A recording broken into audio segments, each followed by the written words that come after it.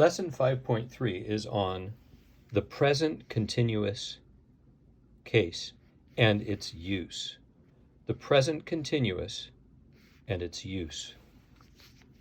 Let's take a look at the examples first, and then an explanation of the examples. Our first example says, "We are watching a show on TV now." The next one, "Oh, look, that baby lemur is jumping onto its mother." The explanation for these is, we use the present continuous to describe an action that is in progress at this exact moment. We can see that with these examples. We are watching a show on TV now. In this example, the present continuous is used here. We are watching. Present, are. Continuous, ing, are watching. And it's describing an action that is in progress at this exact moment, now. We don't have to have the word now. We could take the word now out, and it would still be present continuous, showing now. We are watching a show on TV. Well, because it says we are watching, that means we are doing it now. So that's present continuous. The second example says the babies are sleeping now. And we are sitting in the living room and watching TV. We use the present continuous with the following verbs to describe a state or condition that we can observe now.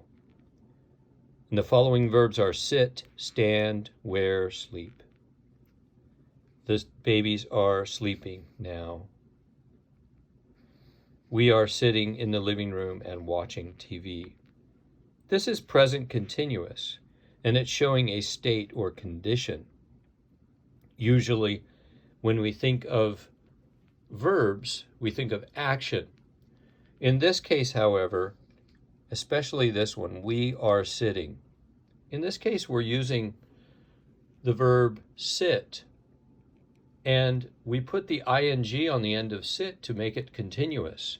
And it actually shows a state of condition, doesn't it? Because if you are sitting, that does not mean that you are taking an action. It just means that you are in a present continuous state of something. The same is true of sleeping. Most of us don't think of sleeping as an action, and yet it's a kind of verb. It's a kind of verb, and in this case, are sleeping is the continuous present, or present continuous. The babies are gaining weight. Steve Boys is trying to teach people about parrots. So we use the present continuous to show a longer action that is in progress. In progress is the key term. It may not be happening at this exact moment. Let's talk about that. Here we see present continuous. Are gaining. The babies are gaining weight.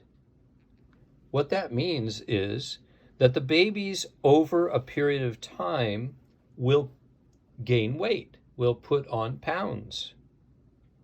So we use the present continuous to show a longer action that is what? In progress. And it could be that it's not happening at this exact moment, but over time it happens. Steve Boys is trying to teach people about parrots. Maybe he's not trying right now, but over time, over a continuous period of time, he's trying to teach people about parrots. For exercise 4, it says, write true affirmative or negative statements with the present continuous and the words given. For the example, number 1, it says African parrots / lose their homes. So they want us to take these words, these terms, and use them in the present continuous form. So the example here is African parrots are losing their homes. Notice we take the verb, lose, we put the ing to make it continuous, and then we put are, the be verb are, for present. Present continuous, are losing their homes. The second example, the teacher and show us a video about lemurs. The teacher isn't showing us a video about lemurs. Now remember, it says write true affirmative or negative statements. Or, so you can write either affirmative or negative. In this case, it's negative, right? The teacher isn't or is not showing us a video about lemurs. Again, showing with ing shows the continuous, and is not shows the present tense in the negative, or in the negative form. Let's move on here to page 120.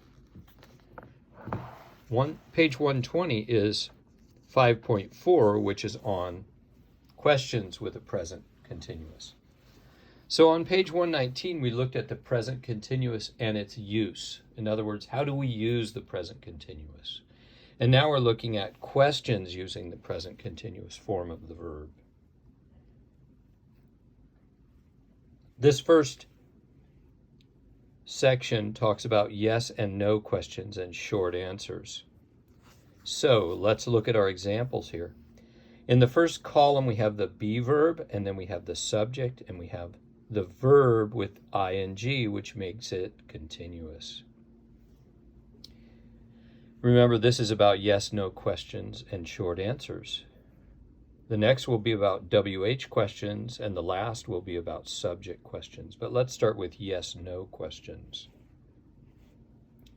Am I growing? Is he growing? Are you growing? Notice that we start the question with a be verb. That's what makes it a yes, no question. Because when you ask, am I, or is he, or are you, the only answer you can give is yes or no. So, am I growing? No, you are not. Is he growing? Yes, he is.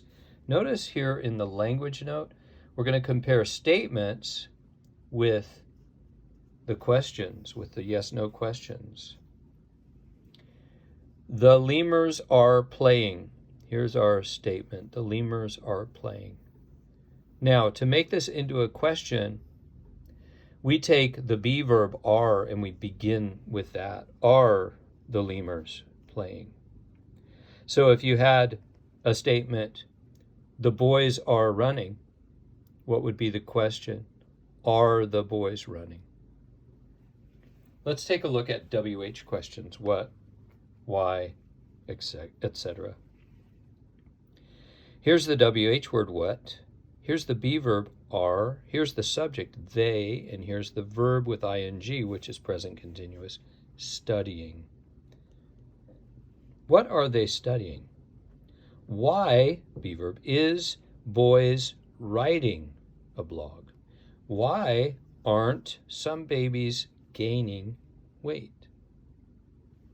Those are WH questions. Now let's compare the statements with the WH questions. Again, the lemurs are playing, just like we had the example here with the yes-no questions. The statement is the lemurs are playing. The WH question is where, there's our WH. Where are, there's that be verb. Where are the lemurs playing? Or a negative statement, the lemurs aren't sleeping. WH question, why aren't the lemurs sleeping? So to form a WH question, we have to put the be verb as the second part, right? We have the WH word and then the be verb, whether it's a negative form or positive form. The lemurs aren't sleeping. Why aren't the lemurs sleeping? Let's look at subject questions now. WH, who and how. In this case, how and who. Who is studying lemurs? How many lemurs are living at the Lemur Center? Now, why do we call these subject questions? Well, because the first word is about the subject. Okay? Notice up here with WH questions, this is not the subject. This is the WH word. The subject is over here in the middle of the sentence, but here we start with the subject. Who? Who is studying lemurs? How many lemurs, subject, are living at the Lemur Center? And on the language note, it says compare statements and subject questions, just like we did with the comparison of WH questions and the comparison of yes/no questions. Someone is studying lemurs. Now, in this statement, someone is the subject. So to make this a question, we would have to say, who? Who is studying lemurs? For exercise 5 on page 121, it says, fill in the blanks to complete each conversation. Use not, let me circle that. Use not when necessary, and use contractions when possible. Okay. A. Steve Boys is studying animals. Is he studying parrots? Yes, he is. He's studying parrots in Africa. Why is he studying parrots? He's studying parrots because they're dying and he wants to know why. Now, how did I know to put why is he studying parrots here? Well, I looked down at the reply. He's studying parrots, and then this is the key word, because. Because is always the reply to the question, why? He's studying parrots because they're dying and he wants to know why. So that the logical question would be, why is he studying parrots? He's studying parrots because. Okay? So go ahead and do exercise 4 and exercise 5 for this assignment. And exercise 5 continues here on page 122. So be sure to finish on that page. Okay? Good luck.